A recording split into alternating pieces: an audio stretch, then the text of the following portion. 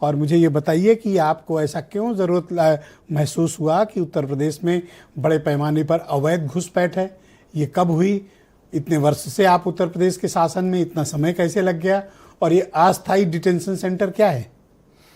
देखिए, detention centre जैसा आप पहले ही बता चुके हैं कि भारत के कोर्ट के द्वारा आदेशित एक निर्णय है जिसके आधार पर डिटेंशन सेंटर्स बन रहे हैं। और ये आदेश उस समय आया जब देश में केंद्र में कांग्रेस पार्टी की सरकार थी। उसके समय निर्णय आया और कांग्रेस की सरकार ने अपने, असम में उस समय कांग्रेस की ही सरकार थी, उन्होंने अपने केंद्र और राज्य सरकार ने मिलकर कांग्रेस के नेतृत्व वाले लोगों ने सबसे पहला डिटेंशन सेंटर बनाया। यानी कि निर्णय कोर्ट का इम्प्लीमेंट करने वाली कांग्रेस और कांग्रेस की केंद्र और राज्य में सरकार सबसे पहला डिटेंशन सेंटर बना। उसके बाद 5 और सेंटर्स असम में बने। तो यानी कि निर्णय कोर्ट का है, इम्प्लीमेंट करने का काम कांग्रेस ने किया जो आज उसका विरोध कर रही है। लेकिन कोर्ट के निर्णय के हिसाब से देश में जो ऐसे घुसपैठी आए हैं उनके निकालने की एक विधि सम्मत प्रक्रिया है। उस प्रक्रिया के पालन करने के लिए इस तरह के सेंटर्स का निर्माण होना आवश्यक है।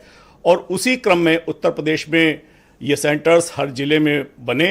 विधि सम्मत कार्रवाई के आधार पर ऐसे लोग जो पकड़े जाएं, जो घुसपैठिए हैं, देश के बाहर आए हैं, उन्होंने किन्हीं छद्म दस्तावेजों का प्रयोग करते हुए बनाया होगा। हमने देखा है कि एसआईआर में बहुत सारे ऐसे लोग आए जो कहीं ना कहीं बाहर के थे, उनकी नागरिकता संदिग्ध थी। तो ऐसे लोगों पर प्रभावी कार्रवाई के लिए निश्चित रूप से जो योगी आदित्यनाथ जी ने कहा है कि विधि सम्मत कार्रवाई करते हुए ऐसे लोगों को चिन्हित किया जाए, उन्हें पकड़ा जाए और जैसा पूर्व निर्धारित प्रक्रिया है उसका पालन करेंगे।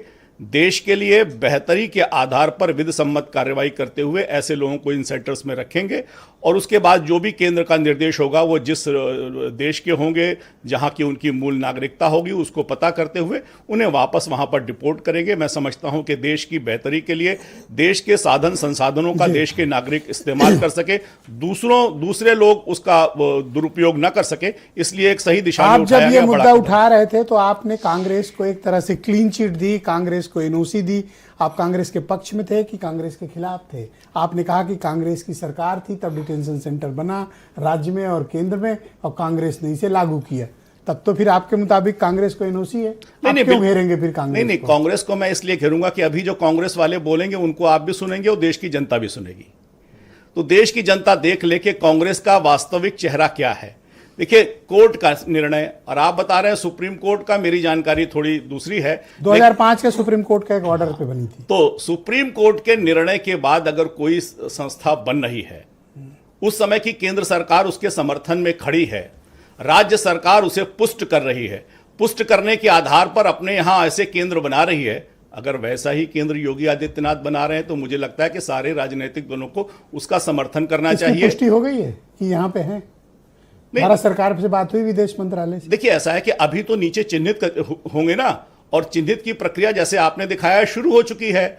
बस्तियां खाली हो रही हैं। अगर बस्ती खाली हो रही है, नगर निगम के लोग जा रहे हैं वहां, उनका सत्यापन कर रहे हैं, तो अखबारों में मैंने पढ़ा, प्रोसेस शुरू हो गया है। और मुझे लगता है कि उसमें जो भी आएंगे कानून सम्मत कार्रवाई करते हुए उनके मानवाधिकारों की रक्षा करते हुए। ये इतना स्टार लगा दे रहे हो ना आपकी नियम शर्तें लागू, कानून सम्मत, विधि सम्मत प्रक्रिया पूरी, तब जाएगा कहां? तब तो यही रहेगा वो जी। ऐसे फिर क्या जरूरत है ब्रजेश भाई? ऐसे अगर इतना तमाशा होना है तो ब्रजेश भाई, ऐसे निर्णयों की धमक बहुत दूर तक सुनाई देती है। अच्छा, बताओ, और आप देख चाहते हो कि आप ऐसा आप देख, एक्चुअल में आपका कोई इरादा नहीं। आप देख लीजिएगा, जो इसका जो संदेश है वो बहुत दूर तक आ जाएगा। और अभी आपने जिन दोनों बड़े नेताओं के बाइट दिखाए हैं वो ये बता रहे हैं कि समस्या है, लेकिन समाधान क्या होगा?